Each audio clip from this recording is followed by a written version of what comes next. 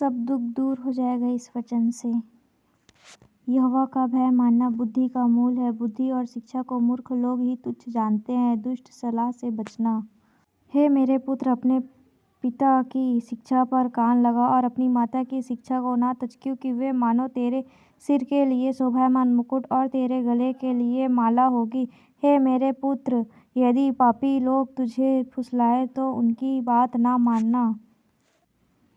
यदि वे कहें, हमारे संग चल कि हम हत्या करने के लिए घात लगाएं, हम निर्दोषों पर वार करें, हम उन्हें जीवित निगल जाएं, जैसे अधोलोक स्वस्थ लोगों को निगल जाता है और उन्हें कब्र में पड़े मृतकों के समान बना देता है। हमको सब प्रकार के अनमोल पदार्थ मिलेंगे, हम अपने घरों को लूट से भर लेंगे। तू हमारा सहभागी हो जा, हम सभी का एक ही बटुआ हो। तो हे मेरे पुत्र, तू उनके संग मार्ग में ना चलना, वरन उनकी डगर में पाँव भी ना रखना, क्योंकि वे बुराई ही करने को दौड़ते हैं और हत्या करने को फुर्ती करते हैं। क्योंकि पक्षी के देखते हुए जाल फैलाना व्यर्थ होता है, और ये लोग तो अपनी ही हत्या करने के लिए घात लगाते हैं और अपने ही प्राणों की घात की ताक में रहते हैं। सब लालचियों की चाल ऐसी ही होती है, उनका प्राण लालच ही के कारण नाश हो जाता है। बुद्धि की पुकार।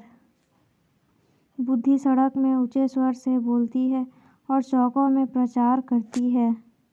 वह बाजारों की भीड़ में पुकारती है, वह नगर के फाटकों के प्रवेश पर खड़ी होकर यह बोलती है।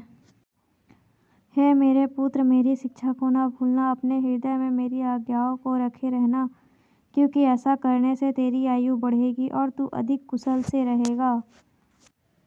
कृपा और सच्चाई तुझसे अलग न होने पाए, वरन उनको अपने गले का हार बनाना और अपनी हृदय रूपी पटिया पर लिखना। तब तू परमेश्वर और मनुष्य दोनों का अनुग्रह पाएगा, तू अति प्रतिष्ठित होगा। तू अपनी समझ का सहारा न लेना, वरन संपूर्ण मन से यहोवा पर भरोसा रखना। उसी को स्मरण करके सब काम करना, तब वह तेरे लिए सीधा मार्ग निकालेगा। अपनी दृष्टि में बुद्धिमान न होना, यहोवा का भय मानना और बुराई से अलग रहना। ऐसा करने से तेरा शरीर भला चंगा और तेरी हड्डियां पुष्ट रहेगी। अपनी संपत्ति के द्वारा और अपनी भूमि की सारी पहली उपज देकर यहोवा की प्रतिष्ठा करना। इस प्रकार तेरे खत्ते भरे और पूरे रहेंगे और तेरे रसकुंडे से नया दाखमधु उमड़ता रहेगा। हे मेरे पुत्र, यहोवा की शिक्षा से मुँह न मोड़ना और जब वह तुझे डांटे तब तू बुरा न मानना। जैसे पिता अपने प्रिय पुत्र को डांटता है, वैसे ही यहोवा जिसे प्रेम रखता है उसको डांटता है। क्या ही धन्य है वह मनुष्य जो बुद्धि पाए और वह मनुष्य जो समझ प्राप्त करे। जो उपलब्धि बुद्धि से प्राप्त होती है वह चांदी की प्राप्ति से बड़ी और उसका लाभ शुद्ध सोने के लाभ से भी उत्तम है। वह बहुमूल्य रत्नों से अधिक मूल्यवान है, और जितनी वस्तुओं की तू लालसा करता है उनमें से कोई भी उसके तुल्य न ठहरेगी। उसके दाहिने हाथ में दीर्घायु और उसके बाएं हाथ में धन और महिमा है।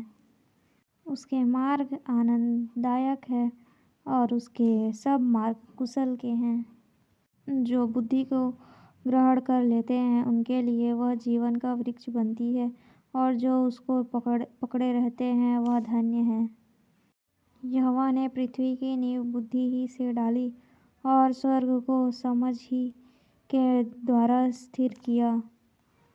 उसी के ज्ञान के द्वारा गहरे सागर फूट निकले और आकाश मंडल से ओस टपकती है।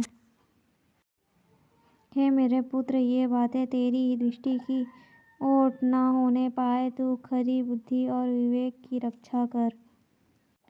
तब इनसे तुझे जीवन मिलेगा और ये तेरे गले का हार बनेंगे। तब तू अपने मार्ग पर निडर चलेगा और तेरे पाँव में ठेस न लगेगी। जब तू लेटेगा तब भय न खाएगा, जब तू लेटेगा तब सुख की नींद आएगी। अचानक आने वाले भय से ना डरना, और जब दुष्ट पर विपत्ति आ पड़े तब ना घबराना, क्योंकि यहोवा तुझे सहारा दिया करेगा और तेरे पाँव को फंदे में फंसने ना देगा। जो भलाई के योग्य है उनका भला अवश्य करना, यदि ऐसा करना तेरी शक्ति में है। यदि तेरे पास देने को कुछ हो तो अपने पड़ोसी से ना कहना कि जा कल फिर आना, कल मैं तुझे दूंगा। जब तेरा पड़ोसी तेरे पास निश्चिंत रहता है तब उसके विरुद्ध बुरी युक्ति ना बांधना। जिस मनुष्य ने तुझसे बुरा व्यवहार ना किया हो उसे स्मरण अकारण मुकदमा खड़ा ना करना। उपद्रवी पुरुष के विषय में डाह ना करना, न उसकी सी चाल चलना,